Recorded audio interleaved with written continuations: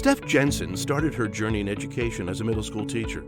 She knew very early on that she wanted to teach middle school boys.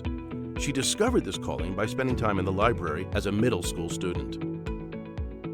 What I observed in the library was that there just weren't enough boys there. And I thought, I think maybe boys just are not getting introduced to all this amazing literature and these adventures that are out there. So I thought that my calling really was to ignite a passion in boys for literature and for reading. And so as I started to plan out my coursework and transitioning from middle school to high school and then all on into college, that really was my goal. Is I wanted to teach middle school boys. I wanted to teach English and reading. And fast forward, I'm hired as an English teacher in the school district that I graduated high school from, and I have my first class. I'm teaching in 6th grade, and I find out my class roster I have 13 boys.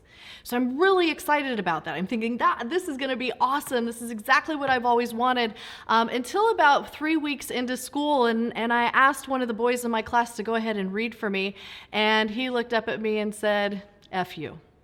And I thought, oh goodness, I don't know about this. I don't know what to do with this. And in that moment, I felt completely ill-equipped to be able to address that behavior. And I think that a lot of us in our teaching careers, we find ourselves in that same space. We see these big behaviors and we don't know what to do with them. And I think that's one of the big problems with in our system today. We're losing about 50% of our beginning teachers in the profession within 4 years. And I really don't think that it's because we get into education because we don't like kids, but I think sometimes we end up not liking kids because we're teachers. And it's not the kids that we don't like. It's really just those behaviors that we don't know what to do with. And so during this session today, we're going to look at some strategies to address some of those behaviors and really engage our boys into that learning process. So we're going to look first at some of the science behind some of the behaviors that we're observing. So look at just some of that nature behind the behaviors. And then we'll look at some of those 5 competencies of social emotional learning. So how can we be intentional in helping to develop those social emotional competencies and have some strategies for that? We'll look at developing that plan, our own classroom plan, and even a school-wide plan that we can put into practice. And then 3 specific strategies that you can use, hopefully walk away from this webinar with 3 strategies that you could put into practice in your classroom tomorrow. So let's take a look. First, let's look at the facts. I'd like us to see kind of what we're dealing with. And these are just some of the facts in education today. And a few of those that always come kind of percolate to the top when people are looking is, first of all, the boys are 4.5 times more likely to be expelled from preschool.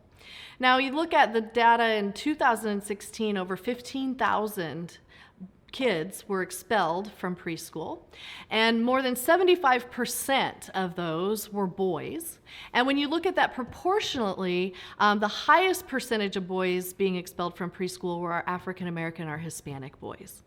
So that's a pretty big number, especially when you think that if you're suspended or expelled from school even one time, you're 70% more likely to drop out at some point. So what happens if the first time that you're suspended or expelled is in preschool? What does that communicate to the child? What does that communicate to the family about that child? What does that do as far as their long-term educational career? The other one that comes out oftentimes is that 73% of school children diagnosed with learning disabilities are boys. And if we look more closely at that statistic, when we see the increase in diagnosis of our boys, it's between the ages of 3rd grade and 4th grade. And we think about what happens between 3rd grade and 4th grade that might be having an impact on that. And this is a time not only that we start focusing on testing, but this is also when we start to make that switch from learning to read to reading to learn. And so what that means is up until that age, up until 3rd grade, we're doing a lot of that cooperative reading, we're using a lot of picture books, we're doing a lot of this read aloud, and then in 4th grade we switch to reading to learn, where we're expecting kids to read independently and glean the knowledge from that text.